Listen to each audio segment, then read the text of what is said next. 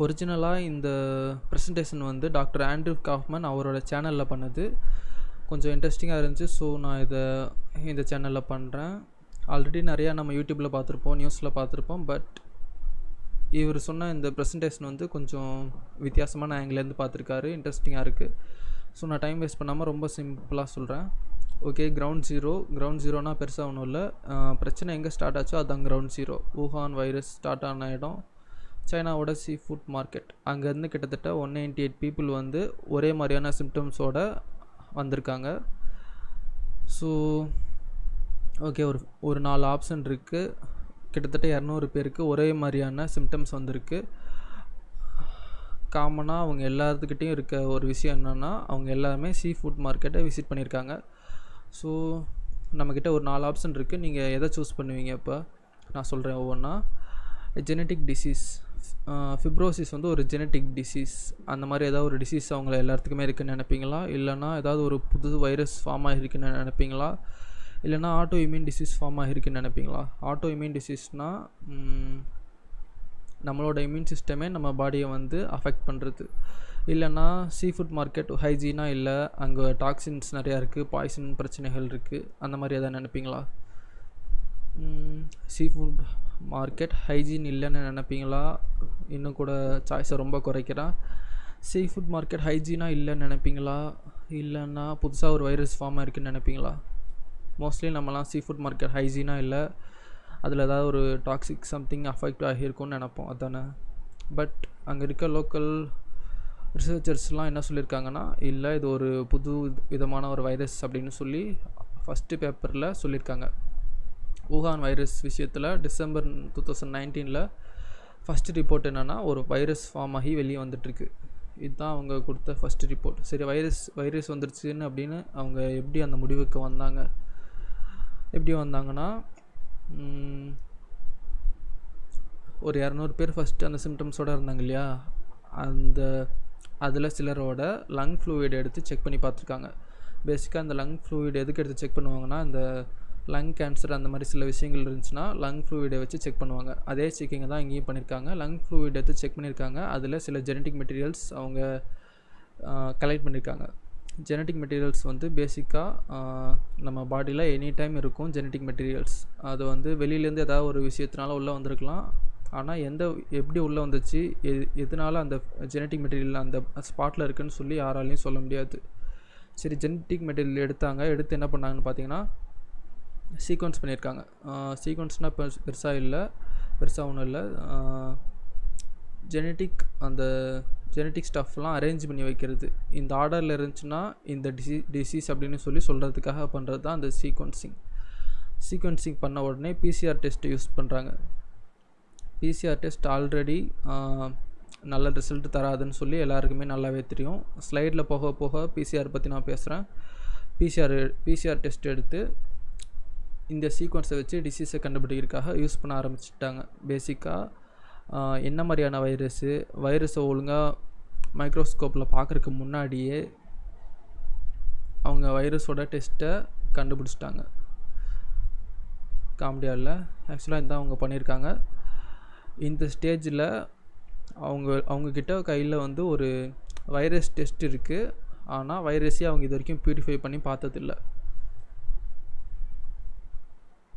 Already சொன்ன மாதிரி lung fluid வந்து லங்கில் கேன்சர் இருக்கவங்களுக்காக பண்ண ஒரு டெஸ்ட். அதை தான் இங்கேயும் யூஸ் பண்ணிகிட்டு இருக்காங்க.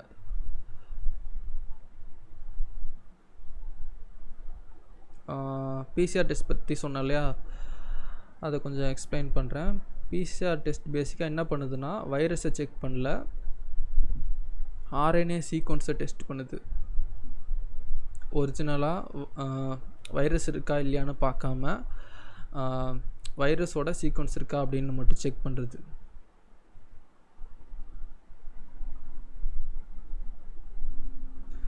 பிசிஆர் டெஸ்ட் ஆல்ரெடி சொன்ன மாதிரி அதுக்கு வந்து அக்யூரசி வந்து ரொம்ப ரொம்ப கம்மி. கோல்ட் ஸ்டாண்டர்ட் அதுக்கு கிடையாது. இது வரைக்குமே 80% ஃபால்ஸ் ரிசல்ட்ஸ் வந்து கொடுத்துருக்கு. தான் கீழே இருக்க பாருங்கள். Estimated 80% false positive rates. PCR test highly useless. 80% falls positive results கொடுக்கும் இந்த பிசிஆர் டெஸ்ட். இன்னும் கூட கொஞ்சம் பிசிஆர் பேசிக்காக என்ன பண்ணுவோன்னா ஒரு சின்ன சீக்வன்ஸ் எடுத்துக்கிட்டு அதை வச்சு நிறையா சைக்கிள்ஸை க்ரியேட் பண்ணுறது. The number of cycles is usually carried out 25 to 35 times, but many vary upon the amount of DNA input and desired yield of PCR product. If the DNA input is fewer than 10 copies, up to 40 cycles may be required to produce a sufficient yield. More than 45 cycles is not recommended, as non-specific brands start to appear with higher number of cycles. Cycles increase ஆக அதோட இங்கே சொன்ன மாதிரி results வந்து accuracy குறையும், ரிசல்ட்டோட accuracy குறையும். Cycles அதிகமாக இருந்தால் ரிசல்ட்ஸோட அக்யூரசி குறையும். இப்போ யூஸ் பண்ணிட்டு இருக்க பிசிஆரில் எல்லாத்துலேயுமே 40 சைக்கிள்ஸ் யூஸ் பண்ணுறாங்க. What PCR does is to select a genetic sequence and then amplify it enormously. Already சொன்ன மாதிரி ஒரு சின்ன சீக்வன்ஸ் எடுத்துக்கிட்டு அதை நிறையா டைம் காப்பி பண்ணி அதுக்கப்புறமா அந்த சீக்வன்ஸில் இவங்க செக் பண்ணுற அந்த அதே மாதிரி சீக்வன்ஸ் இருக்கான்னு சொல்லி பார்க்குறது. இதனால தான் பிசிஆர் டெஸ்ட்டு வந்து 80% ஃபால்ஸ் பாசிட்டிவ் ரிசல்ட்ஸை கொடுத்துட்ருக்கு. ஓகே, இப்போது எக்ஸோசோம்ஸ்னால் என்னென்னு பார்க்கலாம். இதுக்கும் இந்த COVID-19 வைரஸ்க்கும் நிறைய லிங்க் இருக்குது. பேசிக்காக எக்ஸோசோம்ஸ்னால் என்னதுன்னா நம்மளோட செல்ஸ் வந்து இப்போ ஒரு சின்ன இந்த ஃபோட்டோலேயே பாருங்கள், நம்ம செல்ஸுக்குள்ளே இருக்க அந்த குட்டியாக ரவுண்டாக இருக்குல்ல, இதெல்லாம் பேர் தான் எக்ஸோசோம்ஸ். ஏதாவது ஒரு பாடியில் பிரச்சனைனா நம்மளோட செல்ஸ் வந்து எக்ஸோசோம்ஸை க்ரியேட் பண்ணும். இந்த எக்ஸோசோம்ஸ் வந்து செல்லுக்குள்ளேருந்து வெளியில் போய் டாக்ஸின்ஸை எங்கே இருக்குதுன்னு கண்டுபிடிச்சி அதை வெளியில் எடுத்துகிட்டு போகும். பேசிக்காக எக்ஸோசோம்ஸ் டாக்ஸின்ஸை கிளியர் பண்ணும். இவ்வளோ தான் எக்ஸோசோம்ஸோட வேலை. ஓகே, இப்போ லெஃப்ட் சைடில் இருக்கிறது எக்ஸோசோமோட எலக்ட்ரான் மைக்ரோஸ்கோபிக் இமேஜ். உள்ள எம்விபின்னு இருக்கும், சில இடத்துல எம்விபின்னு இருக்கும், டீன்னு இருக்கும். எம்விபி இல்லைனா எம்வி அப்படின்னு போட்டிருந்துச்சுன்னா எக்ஸோசோம்ஸ்லாம் குரூப்பாக அந்த இடத்துல இருக்குது அப்படின்னு அர்த்தம். எக்ஸோசோம்ஸ் குரூப்பாக ஒரு இடத்துல இருக்கும், இங்கே இருக்க மாதிரி ஃபஸ்ட்டு இங்கே குரூப்பாக ஃபார்ம் ஆகிட்டு அதுக்கப்புறமா வெளியில் படிப்படியாக வெளில போயிடும். இங்கெல்லாம் உள்ளே இருக்குது, இங்கே செல்லுக்கு வெளியில் போயிட்டு இருக்குது. இப்போ நீங்கள் ரைட் சைடில் பார்க்குறது COVID-19ஓட ஃபஸ்ட்டு ஃபோட்டோகிராஃப். பேசிக்காக பார்க்க ரெண்டு ஒரே மாதிரி இல்லை. லெஃப்ட் சைடில் இருக்கிறது கொஞ்சம் திக்கான ஒரு சாம்பிள் மாதிரி இருக்குது, அதனால் அவ்வளோ கிளியராக இல்லை. பட் பேசிக்காக ரெண்டுமே ஒரே மாதிரி தான் இருக்குது. இன்னொரு ஃபோட்டோ கூட காமிக்கிறேன். Exosomes before it leaves the cell, COVID-19 inside cell. இந்த எக்ஸாம்பிள்லையும் பார்க்க அதே மாதிரி தான் இருக்குது, ரவுண்டாக உள்ள பார்க்க ஏதோ COVID-19 மாதிரியே இல்லை. இப்போ ரெண்டையும் கம்பேர் பண்ணுவோம். எக்ஸோசோம்ஸ் அண்ட் COVID-19 சைஸ் ஒரே மாதிரி இருக்குது, டயாமீட்டர் அவுட் சைட் செல் அதுவும் ஒரே மாதிரி இருக்குது. ரிசப்டார்னால் இப்போ எக்ஸோசோம்ஸ்லாம் செல்லை விட்டு வெளியே போன உடனே ஒரு சின்ன லாக்கிங் சிஸ்டம் மாதிரி இருக்கும். எக்ஸோசோம் வந்து எங்கே போகணுமோ அந்த ஸ்பாட்டுக்கு போய் ரீச் பண்ணதுக்கப்புறமா தான் அந்த எக்ஸோசோம் வந்து அதோட வேலையை பண்ணும். அதோட வேலை என்னென்னா டாக்ஸின்ஸை ரீச் பண்ண உடனே அதை எடுத்துகிட்டு வெளியில் போகிறது. இதுதான் ரிசப்டார்னு சொல்கிறாங்க. ACE இதே மாதிரி சிஸ்டம் தான் COVID-19லேயும் இருக்குது. ரெண்டுலேயுமே RNA தான் இருக்குது, DNA கிடையாது. ஃபவுண்ட் இன் லங் ஃப்ளூயிட், ரெண்டுமே லங் ஃப்ளூயிடில் தான் இருக்குது. ஓகே, இப்போது ரெண்டுத்தையுமே பார்த்தாச்சு. பார்க்க ரெண்டும் ஒரே மாதிரி தான் இருக்குது, ப்ராப்பர்ட்டிஸும் ஒரே மாதிரி தான் இருக்குது. இப்போது வேறு ஒரு பேப்பரில் ஒரு பாப்புலரான MD என்ன சொல்லியிருக்காரு அப்படின்னு பார்ப்போம். The virus is fully an exosome in every sense of the word. இந்த மாதிரி விஷயம்லாம் நம்ம நியூஸ்லலாம் பார்த்ததே இல்லை தானே. வைரஸும் எக்ஸோசோமும் ஒன்று தான் அப்படின்னு இவர் சொல்லியிருக்காரு. HIV researcher. இவரெலாம் நான் இது முன்னாடி கேள்விப்பட்டதே இல்லை. இந்த ஃபஸ்ட் டைம் இவரோட ப்ரெசன்டேஷன் பார்த்த பிறகு தான் எனக்கே தெரியும். சரி, பார்த்துக்கோங்க இந்த மாதிரிலாம் ஏமாத்துறாங்க. What includes exosomes? Toxic substances induces அப்படின்னா எதனால எக்ஸோசோம்ஸ் வந்து பாடியில் ப்ரொடியூஸ் ஆகுது? டாக்ஸிக் சப்ஸ்டன்சஸ் பாடியில் ஏதாவது ஒரு டாக்ஸின்ஸ் போச்சுன்னா செல்ஸ் அதை பார்த்த உடனே எக்ஸோசோம்ஸை செல்லுக்குள்ளே இருந்து வெளியில் அனுப்பும், க்ரியேட் பண்ணி வெளியே அனுப்பும். எக்ஸோசோம்ஸ் வெளியில் போய் அந்த டாக்ஸினை வெளியே எடுத்துகிட்டு போகும். ஆல்ரெடி சொல்லியிருப்பேன்னு நினைக்கிறேன். அதே மாதிரி ஸ்ட்ரெஸ் இல்லைனா ஃபியர் மாங்கரிங்னு சொல்லலாம். இப்போ 24 ஹவர்ஸ் நியூஸ் மீடியா எல்லாம் அதான் பண்ணிகிட்டு இருக்காங்க, பயம்புறுத்துறது. சம்திங் டெய்லி சொல்லிகிட்டே இருந்தால் எவ்வளோ சின்ன விஷயமா இருந்தாலும் டெய்லி கேட்க கேட்க பயமாக தான் இருக்கும். ஸோ இதுதான் இவங்க பண்ணிகிட்டு இருக்காங்க. அதே மாதிரி கேன்சர், அயனைசிங் ரேடியேஷன் வந்து பேசிக்காக ரேடியேஷன் கூட வச்சுக்கலாம். Infection, injury, immune response, asthma disease, unspecified in literature many. Electromagnetism radiation, 5G. Wuhan virus வந்து ஃபஸ்ட் டைம் ஸ்டார்ட் ஆகும்போது எவ்வளோ பேருக்கு ஞாபகம் இருக்குன்னு தெரியல, நிறையா வாட்ஸ்அப் வீடியோஸ்லாம் வைரல் ஆகிட்டு இருந்துச்சு. சைனாவில் நிறைய பேர் வந்து இப்படி நின்றுட்டு இருக்கும்போதெல்லாம் மயங்கி விழுந்த மாதிரி இருக்கும். அப்புறம் ஹாஸ்பிட்டல்ஸ்லாம் ஃபுல்லாக பாடிஸோட இருக்க மாதிரிலாம் இருந்திருக்கும். அதெல்லாம் பார்க்கும்போது ஏதோ வைரஸ் அட்டாக் ஆகி செத்த மாதிரி தானே இருக்குது. பட் எவ்வளோ பேருக்கு ஞாபகம் இருக்குது, ஊஹானில் தான் ஃபஸ்ட்டு 5G வந்து இன்வால்வ் பண்ணாங்க. ஃபஸ்ட்டு 5G அங்கே தான் ஆக்டிவேட் பண்ணாங்க. 5Gலேயும் ஒரு 1 இயருக்கு முன்னாடி வந்து என்ன சொல்லிட்டு இருந்தாங்கன்னா, நிறைய பேப்பர்ஸ்லாம் ரிலீஸ் பண்ணாங்க. 5G ஒன்றும் சேஃப் கிடையாது, அதை ரிலீஸ் பண்ண வேணான்னு சொல்லி கிட்டத்தட்ட 1 இயருக்கு முன்னாடி நிறைய பேப்பர்ஸ் வந்து பியர் ரிவ்யூட் பேப்பர்ஸ் வந்து ரிலீஸ் பண்ணியிருந்தாங்க. ஆனால் இப்போ தேடி பார்த்தா அந்த பேப்பர்ஸ்லாம் எங்கே இருக்குன்னே தெரில, காணாமல் போச்சு. எனக்கு அக்யூட்டாக ஞாபகம் இல்லை. ஆனால் ஒரு டாக்டர் என்ன சொல்லியிருந்தாருன்னா, 5Gனால் நம்ம மவுண்டைன் கிளைம்பிங்லாம் போனோம்னா மவுண்டைன் மேலே போக போக நம்மளால் மூச்சு விட முடியாது, சரியா அந்த மாதிரி இருக்கும்னு சொன்னாங்க. 5G இருக்க ஏரியாவில் நம்ம இருந்தோம்னா மவுண்டெயினில் இருக்க மாதிரி இருக்கும், சரியாக மூச்சு விட முடியாது, லங் ப்ராப்ளம்ஸ் வரும் அப்படின்னு அந்த டாக்டர் சொன்னார். எனக்கு அவரோட பேர் தெரில, பட் கிடச்சிதுன்னா அந்த வீடியோ நான் லிங்க் பண்ணுறேன். ஓகே, எனிவே இங்கே இந்த லிஸ்ட்டில் இருக்க எந்த பிரச்சனை வந்துச்சுனாலும் எக்ஸோசோம்ஸ் வந்து பாடியில் க்ரியேட் ஆகும். சம்திங் இந்த லிஸ்ட்டில் ஒன்றும் இல்லை. அது என்னதுன்னா ஹெவி மெட்டல்ஸ் எதில் இருக்கும்னா வேக்சின்ஸில் இருக்கும். ஹெவி மெட்டல்ஸ் பாடிக்குள்ளே வந்துச்சுனாலும் எக்ஸோசோம் வந்து க்ரியேட் ஆகும். A novel coronavirus from patients with pneumonia in China 2019. இதுதான் பேசிக்காக ஃபஸ்ட்டு ஃபோட்டோன்னு நினைக்கிறேன், எனக்கு கரெக்டாக ஞாபகம் இல்லை. டேக் பால் sample from sick patients, centrifugal and take super natural purify. இதுதான் ஃபஸ்ட்டு பியூரிஃபை பண்ண COVID-19. இது வந்து இன்னொரு எக்ஸாம்பிள்.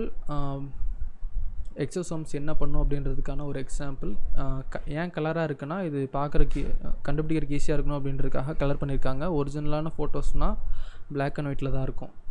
ஓகே, இப்போது இங்கே இருக்க பர்பிள் ஸ்பாட்ஸ் எல்லாமே டாக்ஸின்ஸ், எல்லோ கலரில் இருக்கிறது எல்லாமே எக்ஸோசோம்ஸ் போய் இந்த டாக்ஸின்ஸ்லாம் கிளியர் பண்ணி அதை வெளியில் எடுத்துகிட்டு போகும். ஓகே, இப்போது எக்ஸோசோம்ஸ் தான் வைரஸ்னு சொல்லி இவங்க தப்பாக ட்ரீட்மெண்ட் பண்ணிகிட்டு இருக்காங்கன்னா, அப்புறம் எப்படி ட்ரீட்மெண்ட் வேலை செய்யுது? Hydroxychloroquine releases.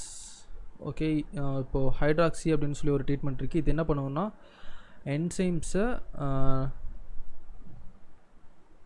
என்சைம்ஸை ரிலீஸ் பண்ணுது.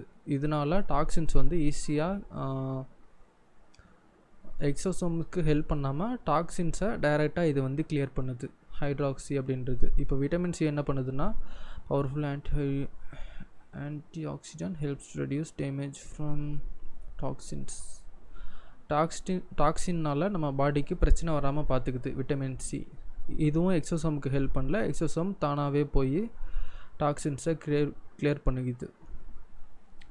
2 ட்ரீட்மெண்ட்லேயுமே எக்ஸோசோமுக்கு எதுவுமே ஹெல்ப் பண்ணல. அதை விட்டுட்டு ஒன்று வந்து டைரெக்டாக டாக்ஸினை கிளியர் பண்ண ட்ரை பண்ணுது, இன்னொன்று வந்து டாக்ஸின்னால் நம்ம பாடிக்கு பிரச்சனை வராமல் பார்த்துக்கிற மாதிரி பண்ணுது. Okay, conclusion. Respiratory illness is caused by an insult. இந்த இடத்துல இன்சல்ட் அப்படின்னா நம்ம பாடிக்குள்ளே செலுத்துறது, அசிங்கப்படுத்துகிற இன்சல்ட் இல்லை. Toxic or otherwise which cause production of exosomes. Respiratory illness, அதாவது மூச்சு விடுற அந்த பிரச்சனைகள், லங் பிரச்சனைகள், பேசிக்காக இந்த கொரோனா வைரஸ்னால் வர சிம்டம்ஸ் எல்லாமே பாய்சன்னால் வர பிரச்சனைகள், இல்லைனா ஃபியர் மாங்கரிங், டிவியில் பயம்புறுத்துறது. இன்னொன்று இன்ஃபெக்ஷன், ஃப்ளூ, நியூமோனியா, இல்லைனா எலக்ட்ரோமேக்னெட்டிக் ரேடியேஷன். இங்கே எலக்ட்ரோமேக்னெட்டிக் ரேடியேஷன் அப்படின்னா 5G express exosomes when health and sick increased. Express exosomes when healthy and sick. PCR amplification can detect both.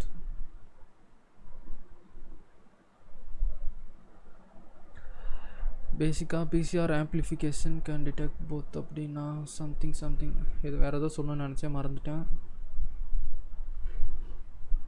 ஏதோ ஒரு டாக்ஸினால் நம்ம பாடியில் எக்ஸோசோம் க்ரியேட் ஆகலாம், இல்லைனா ஃபியர் மாங்கரிங்னால நம்ம பாடியில் எக்ஸோசோம் க்ரியேட் ஆகலாம். இதே மாதிரி எக்ஸோசோம் க்ரியேட் ஆகிறதுக்கு நிறையா பாசிபிலிட்டிஸ் இருக்குது. ஆல்ரெடி நான் ஒரு லிஸ்ட்டு சொன்னேன் இல்லையா, இந்த மாதிரி இந்த லிஸ்ட்டில் என்ன வந்துச்சுனாலும் நம்ம பாடி ஆட்டோமேட்டிக்காக எக்ஸோசோம்ஸை க்ரியேட் பண்ணி டாக்ஸின்ஸை போய் வெளியில் அனுப்ப சொல்லிடும் பாடியை விட்டு.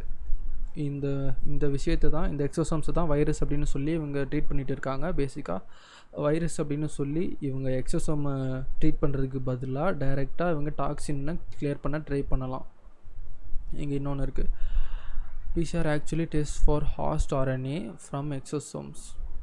அதே தான் பிசிஆர் ஏன் தப்பாக எப்போ பார்த்தாலும் 80% ஏன் தப்பாக ரிசல்ட் கொடுக்குது அப்படின்னா, இது வந்து வைரஸ் அப்படின்ற எக்ஸோசோமை செக் பண்ணாமல் டைரெக்டாக போய் ஆர்என்ஏ சீக்வன்ஸை செக் பண்ணுது. இந்த மாதிரி ஆர்என்ஏ சீக்வன்ஸ் செக் பண்ணோம்னா கரெக்டான ஒரு ரிசல்ட் எப்பயுமே வராது.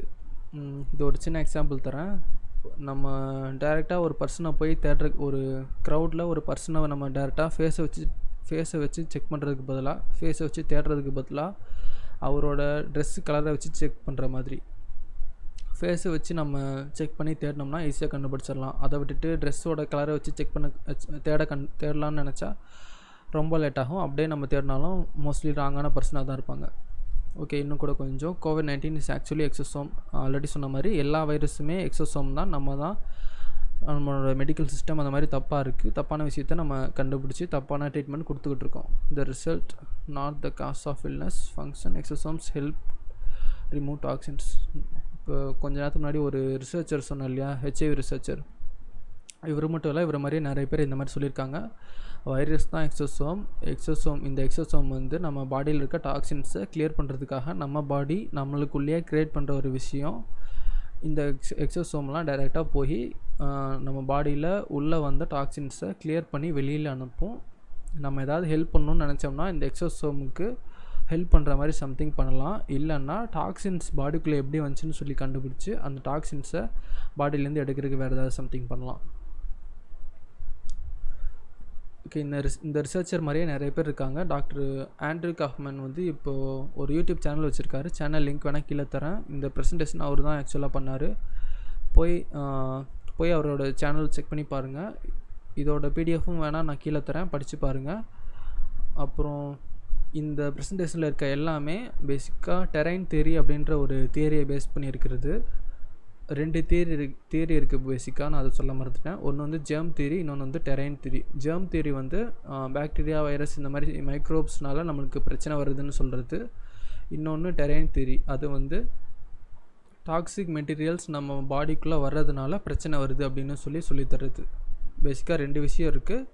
ஆனால் நம்ம ஒரு விஷயத்தை தான் இது வரைக்கும் ரிசர்ச் பண்ணி ஃபாலோ பண்ணிகிட்டு இருக்கோம். இன்னொரு கான்செப்டை நம்ம டோட்டலாக மறந்துட்டோம். அந்த கான்செப்டை பேஸ் பண்ணி தான் இது எல்லாமே இருக்குது. டாக்ஸின்ஸ்னால நம்மளுக்கு பிரச்சனை வருது அப்படின்ற மாதிரி. ஓகே, நான் சொல்கிறேன். ஆண்ட்ரூ காஃப்மேன் அப்படின்னு அவரோட யூடியூப் சேனல் லிங்க் தரேன், போய் செக் பண்ணி பாருங்கள். இதோட நிறையவே இன்ட்ரெஸ்டிங்கான விஷயத்தெல்லாம் அவர் பேசியிருக்காரு. இது வரைக்கும் நம்ம ஃபாலோ பண்ணிகிட்டு இருக்க ஜெர்ம் தியரி வந்து ஆக்சுவலாக ரியல் கிடையாது. நம்ம பிக் ஃபார்மா கம்பெனிஸ்லாம் லாபத்துக்காக நம்மக்கிட்ட ஒரு தப்பான தியரியை விற்றுக்கிட்டு இருக்காங்க. சிம்பிளாக சொல்லணுன்னா அதுதான், எல்லாமே காசுக்காக ஏமாற்றிட்டு இருக்காங்க. பிக் ஃபார்மா கம்பெனிஸ் பற்றி நான் இன்னொரு வீடியோவில் எக்ஸ்பிளைன் பண்ணுறேன். இந்த ஜெர்ம் தியரி, அப்புறம் டெரைன் தியரி, அப்புறம் பிக் ஃபார்மாஸ்லாம் எந்த மாதிரி நம்மளை ஏமாற்றிட்டு இருக்காங்க அந்த மாதிரி. யாருக்காவது இன்ட்ரெஸ்ட் இருந்துச்சா சொல்லுங்கள். I am here to help. Germ theory, terrain theory பற்றி பேசணுன்னா சொல்லுங்கள். அதே மாதிரி பிக் ஃபார்மா எக்ஸ்போஸ் பண்ணி பேசணுன்னா அதையும் சொல்லுங்கள். I can help. Okay, thanks for வாட்சிங். தேங்க்யூ.